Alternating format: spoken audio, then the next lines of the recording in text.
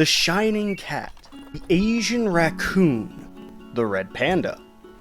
What really is this adorable ball of pure dopamine? Well, let me learn ya. Hello and welcome to the 122nd episode of the Plant Zoo Experience. Today, we go over yet another animal I hold in insanely high regard solely because of pretty privilege. So, what is the red panda and where does it come from?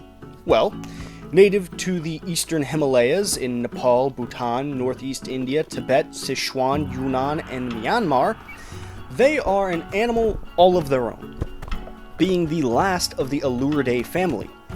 Now, I'm sure it's no surprise when I tell you their closest relatives are raccoons, with skunks and mustelids being a little bit more of an extended family.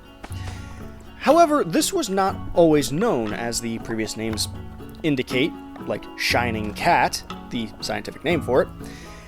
It was kind of up in the air, but that's mostly because there isn't a lot of information on red panda's evolution, so you'll have to pardon the vagueness. What we are aware of is that the Aluridae family split off in Asia roughly 25 to 18 million years ago, and the red panda we know today showed up roughly 250,000. Now, while we don't have much detail on the family, we do know of one other Aluridae.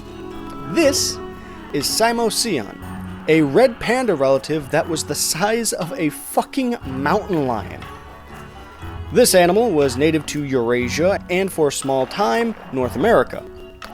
Now, interestingly, despite the greater name recognition, the red is the true panda, with it being the animal described as Ponya in Nepal, Ponya meaning bamboo eater, which is why both of them were slapped with the same name, though they may have gotten a different name at a different time. You see, the original name given to them by the first Westerner to document them, Thomas Hardwick, which ain't that a fucking porno name, originally deemed them the wah. This was due to the sounds they made.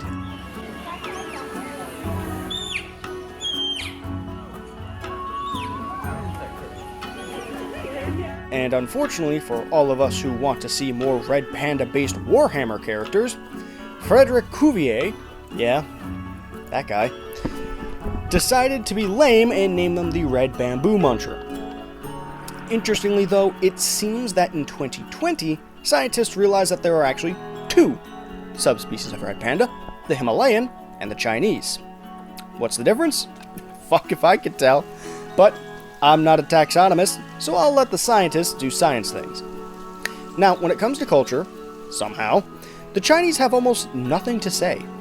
But, if I'm being honest, I'm quite glad the commies somehow didn't make the red panda their national animal, because they don't deserve something that cute to promote them. Getting into the Himalayas, however, many communities see them as a nature guardian and a symbol of peace and good fortune. This belief led to some very different interpretations. For instance, their pelts and tails are often used in talismans by the more tribal communities of India, and even as headdresses in weddings by the Yi people in Yunnan. On the other hand, in some places it is completely illegal to hunt them at all. Now, technically they're illegal to hunt for being endangered alone, but in some cultures, like that of the Bumthang and the Senghor, the red panda is seen as a reincarnation of a Buddhist monk, as their fur and the traditional robes of Buddhist monks are very similar in color. Now, if you've been to a zoo with the animal, you probably noticed that their exhibits are usually completely enclosed. This is because they are crafty little buggers that are well known to escape every chance they get. As a matter of fact, there are even groups online like Reddit that keep an eye on whether red pandas escape around the world. None has succeeded in 2026 so far, but we're only halfway through. Who knows what happens when storms start kicking up in the winter. Granted, their laziness most likely helps to contain them, as they are known to sleep 17 to 22 hours a day. And here's some proof. Now, as for modern media, I've noticed red pandas don't really get the highlight I expected. Don't get me wrong, there's a few shows that absolutely give them the limelight. First two that come to mind are Master Shifu from Kung Fu Panda and Pabu from The Legend of Korra. But it seems the Wa is really only used as set dressing, a very pretty and exotic animal to make worlds seem more majestic or fantastical.